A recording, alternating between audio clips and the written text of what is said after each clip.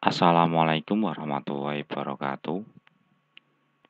Kembali lagi, ya, bukan kembali lagi ya. Kita mulai materi yang pertama di channel belajar online ini tentang teknik dan bisnis sepeda motor.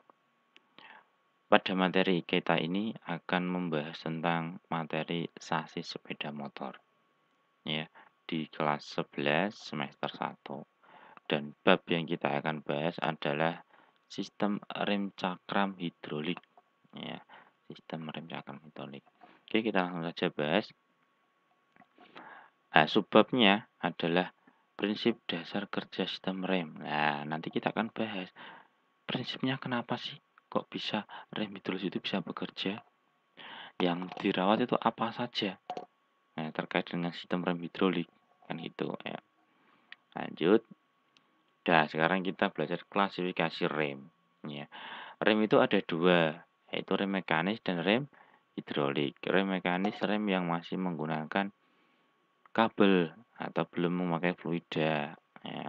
Rata-rata rem belakang, rem konvensional masih ada kabelnya, berat rata-rata. Kalau rem hidrolik, rem yang sudah menggunakan fluida. Jadi dia sebagai media penekanannya dia menghilangkan kabel dan mengganti dengan cairan.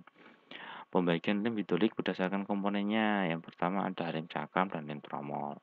Loh, rem tromol itu ada yang hidrolik? Ada. Rem tromol itu ada yang menggunakan fluida. Contoh paling banyak adalah di penggunaan mobil. Ya, rata-rata memang rem cakram tapi ada yang pakai tromol. Lanjut ya. Cara kerja rem cakram hidrolik tidak jauh dari prinsip kerja sistem rem hidrolik. Dah, gini. Kita lihat gambar di sini, ya. Di sini ada gambar, ya. Kenapa sih mobil ini dengan berat yang berlipat-lipat dapat dipindahkan dengan orang yang kecil ini? Karena ini loh, karena ini, ya. Karena hukum Pascal, tekanan yang diberikan pada zat cair dalam ruang tertutup diteruskan ke segala arah dengan besaran yang sama. Ya, saya bandingkan ini adalah kedua roda gigi ya. Ketika ini adalah gear depan, ya ini gear depan kecil, tapi gear belakangnya besar, otomatis kan enteng ya. Tapi kecepatannya tidak ada ya, sama halnya seperti ini. Ini kecil, ini besar, pasti enteng, ya. Tapi ini juga harus jaraknya harus berlipat-lipat, ya. Tekanannya berlipat-lipat untuk dapat menaikkan ini. Ini enteng. Nah, ketika dirumuskan di rumus fisika adalah F1 per A1 sama dengan F2 per A2. Lanjut. Saat rem hidrolik belum bekerja. Lah ini rem hidrolik ketika rem sepeda motor itu dipotong ya, atau digambar secara gambar sket akan hasilnya seperti ini. Di sini adalah reservoir tank atau tangki cadangan minyak remnya. Ini handle rem ya. Ini adalah master cylinder. Di dalam master cylinder ada kip ya, kedua kip atau karet untuk mendorong cairan. Ada pernya untuk mengembali. Lah yang merah-merah ini apa? Merah-merah ini adalah cairan minyak rem atau hidroliknya atau fluidanya. Lah yang ini yang melengkung ini apa? Ini adalah selangnya. Nah, selang ini terhubung dengan kaliper. Ya, kaliper itu yang di mana sih? Kaliper itu yang ada di roda. Ya, kaliper yang ada di roda dekat dengan piringan atau cakram. Ya, kaliper ini akan mendorong kampas untuk menjepit yang namanya cakram. Ya, ini ketika belum bekerja. Ya, handle rem ini belum ditarik.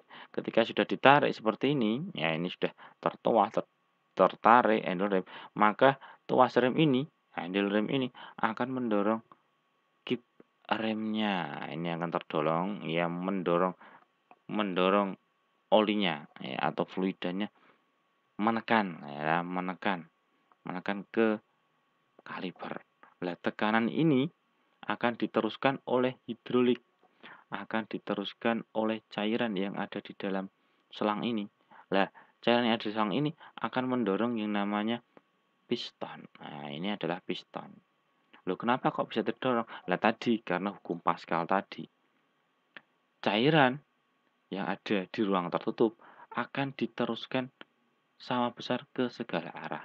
Lah mau mendorong kemana lagi? Ke sini nggak bisa, sini nggak bisa, ya. mesin juga nggak bisa, yang bisa bergerak hanya piston ini, maka pistonlah yang akan terdorong, ya. Piston ini yang terdorong akan menjepit yang namanya cakram, ya. Cakram terjepit, maka putaran roda akan semakin pelan. Lah, terus bagaimana kalau ada udaranya? Misalkan ada yang remblong, ya. Kalau ada udaranya, otomatis tekanan yang diberikan oleh handle rem ini tidak bisa diteruskan ke piston rem. Karena apa? Karena ketika ada gelembung udara di sini, maka gelembung udara tersebut akan menyerap tekanan yang diberikan oleh yang namanya kampas rem. Maaf, yang meneruskan yang namanya ini fluidanya. Dia akan menyerap, ya, gelembung udaranya. Maka akan tidak terjadi yang namanya tekanan. Maka sangat tidak disarankan, bukan tidak disarankan, kalau ada udara di dalam sistem rem hidrolik, maka dapat dipastikan akan tidak bisa berfungsi. Maka dari itu ada yang namanya membleeding, membuang udara yang ada di dalam ruang ruang rem ini, ruang fluida ini, ya. Mungkin itu dulu yang bisa saya sampaikan. Kalau ada pertanyaan silahkan dituliskan di kolom komentar. Nah, ya, nanti saya akan perbarui video-video yang selanjutnya. Assalamualaikum warahmatullahi wabarakatuh.